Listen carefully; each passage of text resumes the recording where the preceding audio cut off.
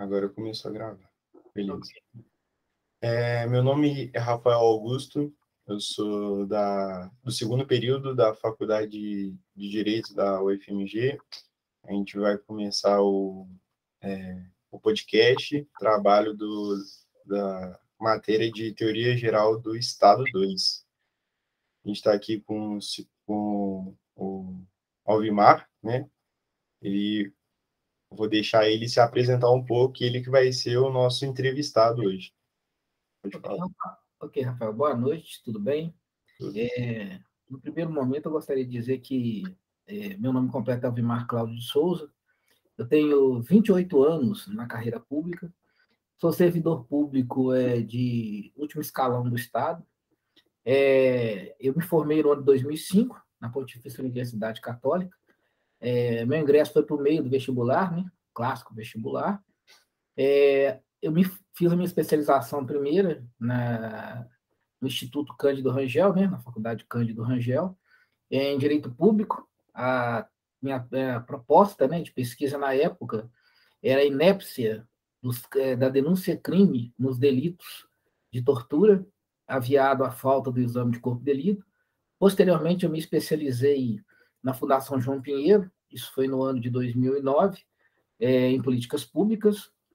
No ano de 2016, eu novamente fiz uma outra especialização em políticas públicas na Fundação João Pinheiro, do Estado de Minas Gerais, reconhecidamente a melhor faculdade de administração pública do Estado de Minas Gerais, e até hoje eu desempenho atividades na área de direito administrativo, direito público, e sou juiz militar designado da Terceira Auditoria de Justiça Militar do Estado de Minas Gerais. A partir daí, eu tenho desempenhado, né, várias atividades, seja como analista, seja como analista criminal, analista processual, todas eles relacionados à área de direito público. Estou à disposição. Muito obrigado. Já dá para ver que o senhor tem uma bagagem imensa, né? Obrigado por disponibilizar o tempo do senhor para poder ajudar a gente a fazer esse trabalho. Ok. Então, eu vou ler a primeira pergunta. O senhor fica à vontade, né, sobre o tempo, as questões que o senhor deseja falar. Né? A primeira questão que eu formulei foi a seguinte, né? Apesar de, em uma relação contratual, né, existir uma autonomia entre as partes, né, de definir um acordo entre as vontades dos indivíduos, atualmente o Estado ele tem um papel muito importante em relação aos contratos, né, que são realizados entre os indivíduos e a própria sociedade. Nesse sentido, eu queria saber qual que seria a importância e o papel do Estado nesse aspecto das relações contratuais. É muito interessante a sua pergunta, que na maioria das vezes, na minha docência, no meu exercício do magistério, eu me deparei por algumas vezes com perguntas de alunos qual seria a importância do Estado nas relações contratuais. O que seria preponderante para que o Estado, ou até onde o Estado pudesse atuar, de forma para garantir um equilíbrio entre as partes, garantir que o contrato efetivamente tivesse uma função social. O legal é quando a gente pega as obras do magistério no livro de Cretela Júnior e vai tentar entender um pouquinho a origem dos contratos. O pretoriano ele tinha no contrato a figura mais próxima, mais lícita daquilo que era permissivo às partes. Até então a gente não fala em equilíbrio contratual, a gente não fala da presença do Estado. A gente verifica, então, que o pretor da época, né? A gente fala pretor porque o Cretela Júnior define muito isso na obra dele, Direito Romano, que é um clássico, né? Um clássico de cabeceira para todo aluno, que esse equilíbrio ele era importante, não o equilíbrio, né? Que o contrato ele era importante para que garantisse um mínimo de convivência social. Até então, nós não tínhamos a presença do Estado em momento algum. É tão interessante que esse autor, que eu acabei de mencionar, ele deixava claro que a pacta sunt servante, ou seja, que o contrato faz lei entre as partes, que a obrigatoriedade de cumprir esse contrato, ele era supremacia de interesse do Estado. Em que sentido que Cretela Júnior explica isso? Se um contratante, em determinado momento, ou seja, o devedor, deixasse de quitar o seu débito com o seu credor, ele poderia, inclusive, ser submetido à pena de escravidão. Ele poderia pagar com trabalhos forçados. Ele poderia pagar com seus bens. Poderia submeter a sua família, inclusive, à escravidão. Bom, já reportando para a nossa realidade no Brasil, a primeira visão que a gente tem da pequena, a mínima interferência do Estado na relação contratual é no Código de 1916. Em 1916, Código Civil de 1916, a gente percebe isso bem claro, bem nítido. O professor Nestor Távora, durante a sua docência, em seu magistério, bem exposto na obra dele, né, Comentários à Teoria Geral do Direito, ele explica que, timidamente, o legislador constitucional, à época, né, a gente não pode nem dizer muito em legislador constitucional, porque era a Câmara Cíveis, ele buscou deixar claro que o posicionamento do Estado diante da proteção dos contratantes, ela deveria ser o mínimo possível, mas que garantisse a certeza do credor e do devedor de que eles deveriam cumprir aquilo que foi pactuado.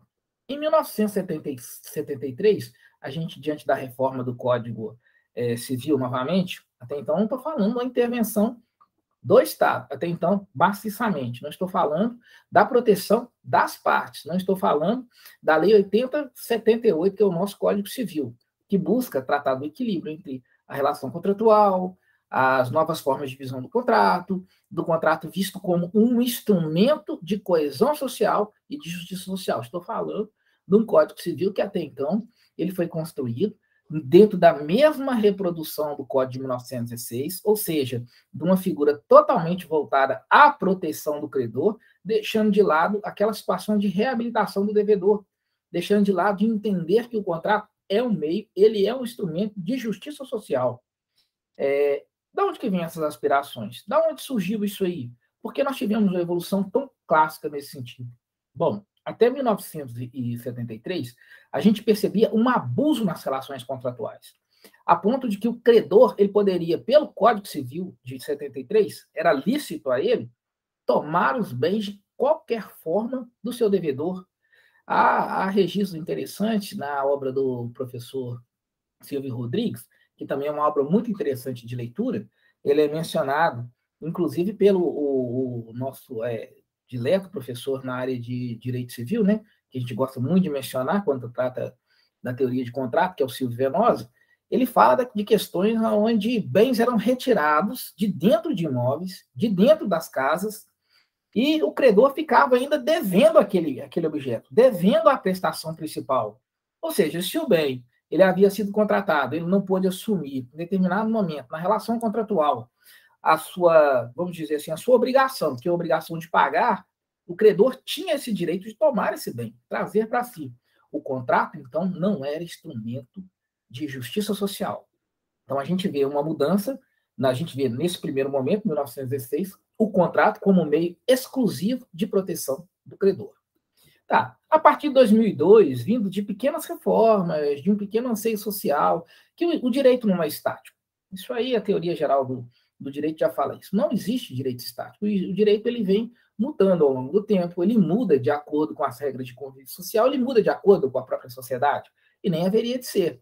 Caso contrário, imagina, nós vivendo ainda com postulados de 1916. Seria uma coisa fora do normal, vivendo na antiguidade. E essa mutabilidade do direito é que foi surgindo nos contratualistas a necessidade de equilibrar as partes, de manter essa coesão, de trazer, de verificar que o contrato ele não era exclusivamente um meio de garantia de pagamento entre numa relação processual, ou numa relação contratual, desculpa, entre credor e devedor, onde um tinha uma obrigação de pagar e o outro tinha o direito de receber. Ele também deveria garantir um mínimo de equidade entre as partes. Eu não poderia lançar mão de juros abusivos, de multas abusivas, o que acontecia no Código de 1973, e sem qualquer tipo de justificativa. A partir de então, o que nós percebemos na reforma de 2002? A teoria contratualista voltada à verdadeira função do contrato. A função do contrato, buscar justiça social. Apesar de que muitos doutrinadores ainda, os mais clássicos, né, como Miguel Reale, eu admiro aquelas pessoas que gostam da obra. Ele deixa claro que a pacta sunt servanda ela deve predominar em qualquer momento que o contrato faz entre as partes. Mas, de outro lado, eu lanço mão de doutrinadores, da doutrina majoritária, como o próprio Carvalho Filho, que deixa claro que o contrato ele tem que buscar uma equidade entre as partes, ele tem que ser uma garantia, um instrumento de que tanto o contratante como o contratado, eles conseguem compreender as cláusulas que estão ali e que, a partir daí, eles vão buscar uma equidade, uma necessidade de satisfação de uma aquisição de um bem, de um serviço. Eu digo até mais, eu vou dizer até mais, de uma obrigação, seja ela de dar, de fazer ou não fazer, porque o direito civil traz isso aí, né? E pode ser contratual uma obrigação de não fazer, inclusive arbitrando que as trentes é do contrato. Agora eu vou, em determinado momento, anuir que o contrato ele me provoca um certo desequilíbrio, porque eu deixei de observar essas cláusulas. Para os contratualistas, como o nosso saudoso, né? A gente não pode falar muito dele, não, mas como o nosso próprio saudoso Silvio Rodrigues, ele deixa claro que, desde então, o contrato deveria buscar que as partes elas se mantivessem na mesma condição e que o objeto que fosse entregue ele fosse na proporção da obrigação, olha que coisa interessante, né? Da obrigação que fosse quitada pelo devedor. Então, qual seria, então, o papel do Estado? Olha que coisa, nós viemos lá de Cretela Júnior, passamos pelo Código de 1916 rapidamente, fomos para o Código de 1973, falamos um pouquinho daquilo que o legislador, no ano de 2002, queria, com a reforma do Código Civil, e agora a gente surge a grande pergunta: qual seria o papel do Estado nessas relações contratuais? Somente garantir o equilíbrio entre as partes? Além disso aí, somente garantir que tanto o devedor como o credor, eles não agissem de forma abusiva? Estou tirando aí de consideração os contratos do Estado. Os contratos do Estado, por si só, eles têm cláusulas que, segundo o próprio professor Eli Lopes Meireles, são cláusulas, de certa forma, abusivas. Vamos tratar dos contratos que envolvem a relação entre as pessoas comuns, contratos que normalmente é da vida, que fazem parte dos bens da vida. Né? Norberto Bobbio cita isso muito bem. Quais são os bens da vida? Mas não vamos entrar nisso não, senão a gente vai estender o nosso assunto e quando assustar, a gente está entrando em outras questões de direito. Bom, qual seria o papel do Estado? O Estado deveria intervir a todo momento nas relações contratuais? Não. Ele deve intervir a todo momento em que houver um litígio entre as partes e houver um desequilíbrio, tanto entre o credor e tanto o devedor. E nessa equação, o Estado juiz, a prestação jurisdicional, ela tem que estar focada linearmente no equilíbrio entre as partes. Que não haja abuso vamos falar assim, na exação de cobrança do credor e nem tampouco abuso na relação do devedor na busca do seu direito. Eu comprei uma máquina e essa máquina apresentou um defeito. Pensemos dessa forma. De outra forma, eu, enquanto devedor, eu já quitei essa máquina, me tornei credor, eu tenho o direito de escolha. O direito de escolha é do credor. Eu posso escolher duas alegando prejuízo, alegando dano moral? Não. Esse dano moral ele tem que ser proporcional. Eu não posso pedir R$1 milhão porque em determinado momento eu deixei de lavar uma roupa, de lavar uma louça, de tirar uma fotografia. Isso aí é excesso da minha parte enquanto credor em relação ao devedor. Vamos falar assim, é uma relação que ela tem que ser horizontal entre as partes. E o Estado tem um papel fundamental nisso aí. Primeiro, ele tem que garantir a função social do contrato. A função social do contrato é manter uma ordem mínima necessária nas relações comerciais, nas relações entre as pessoas, na relação de aquisição dos bens, né, dos bens que fazem parte da vida, dos bens da vida, e principalmente garantir a fidelidade e a confiabilidade das pessoas em contratar. Imagina eu de posse de um instrumento, segundo o qual eu não tenho a certeza absoluta que eu, enquanto investidor, vou receber o valor que eu investi em determinado credor ou em determinada situação por uma mera insolvência do meu credor, ou do meu devedor, desculpa, uma mera insolvência. Aí entra o Estado. O Estado, ele busca, então, permitir que nessa relação, nesse contrato, eu possa exigir as garantias, muito comum do Estado. O Estado busca sempre, nas relações contratuais, nas licitações, nos pregões eletrônicos, hoje está muito em moda, né? utilizar a dispensa de licitação, principalmente quando se trata de calamidade pública, mas, deixo bem claro, é uma relação contratual onde não pode haver abuso. E qualquer tipo de abuso, em determinada situação, colocando tanto o credor como o devedor em desequilíbrio, cabe a atuação do Estado. Cabe ao Estado garantir que essas partes, as partes envolvidas, as partes contratantes, elas terão a mesma condição de negociar, as mesmas condições de tratar da matéria em si, sem que haja a exploração nem de um nem de outro. E o CDC? No nosso CDC, a Lei 8078, ele trouxe da mesma forma essa vontade do legislador, essa vontade social de que houvesse um equilíbrio e que o Estado fosse um garantidor das relações contratuais. Ele não tem o condão de modificar a natureza de uma cláusula contratual, e nem deve e nem pode. Ele tem o papel principal de garantir que aquilo que for acordado entre as partes seja entregue na mesma forma e na mesma proporção daquilo que é devido. Imaginemos, por exemplo, eu comprar um pneu no valor de R$1 milhão, porque em determinado momento houve um erro material no contrato, um erro na escrita, houve, naquele momento, um vício de vontade. Vamos tratar como vício de vontade, né? Usar as palavras técnicas do nosso saudoso professor Silvio Rodrigues, né? Esse contrato, por si só, ele vai caber uma revisão, ele tem que caber uma revisão, tem que haver a participação do Estado. E, nesse caso, até mesmo garantir que não haja prejuízo entre as partes. Por isso é que o Estado ele deve, por uma questão bem simples de ordem econômica, de segurança jurídica, no nosso preâmbulo constitucional, no artigo 1º, traz como um dos grandes princípios da nossa Constituição, da nossa Carta Magna, que é a segurança jurídica. E quando a gente fala em segurança jurídica, não é só a segurança jurídica em matéria processual penal, é a segurança jurídica também na matéria que diz respeito ao direito civil, que diz respeito ao direito processual civil e que diz respeito ao direito contratual. Por isso, o Estado deve garantir às partes e trazer a certeza que, se houver qualquer tipo de vício de vontade, qualquer desequilíbrio entre as partes, qualquer desequilíbrio contratual, seja na prestação que eu estou, seja na minha prestação de serviço ou naquilo que eu estou oferecendo, e eu, enquanto credor, naquilo que eu estou recebendo, que haverá um equilíbrio entre as partes. E cabendo, em alguns casos, até a mesma revisão. Não se esqueça, a vontade do nosso legislador constituinte da reforma do Código de 2002 foi que o Estado tivesse a participação mínima na vontade entre as partes. Mas ele não se omiscuiu em momento algum de ser o fiscal, o vigilante, e muitas das vezes rever e proporcionar o equilíbrio, tanto no direito contratual, como naquelas obrigações, que é de dar, de fazer. Sim. Escutando sobre tudo que o senhor expôs agora, acredito que, até repetindo suas palavras, né, acredito que entra muito nessa questão de tentar regulamentar, né, as questões dos contratos, né, que são sediadas entre as partes e cumprir justamente essa função social.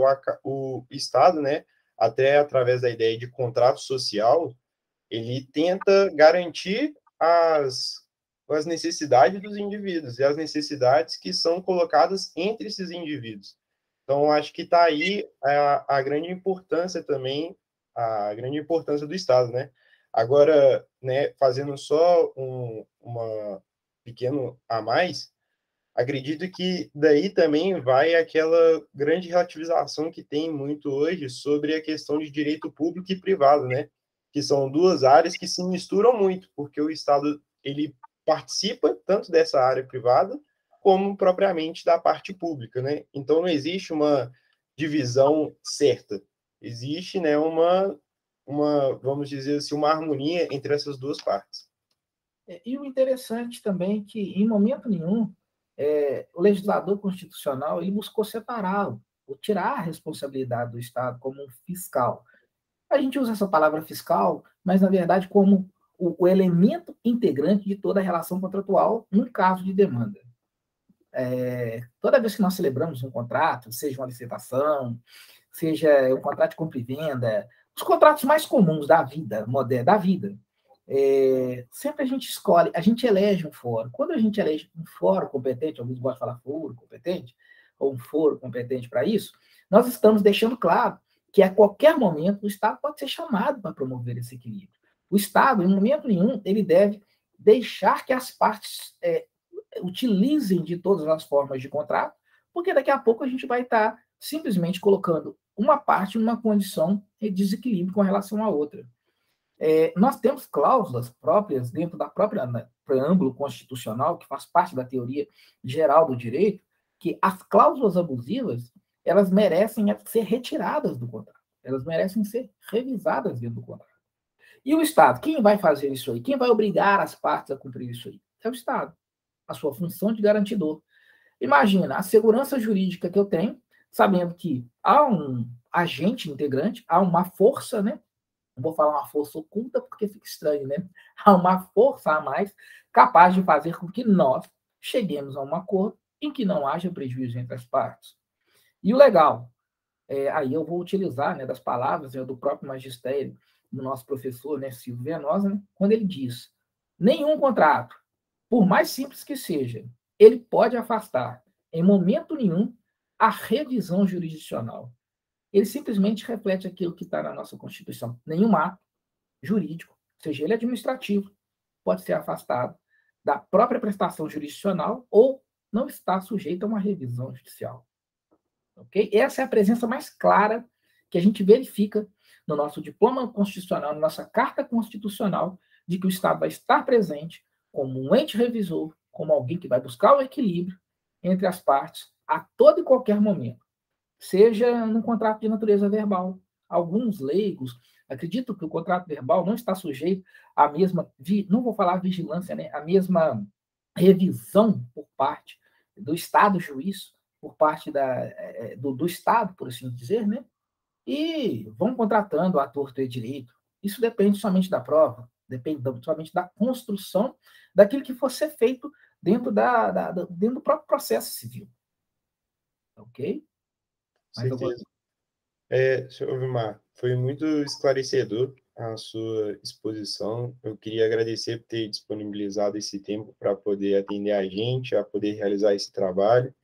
E, depois de tudo, eu queria agradecer muito o senhor.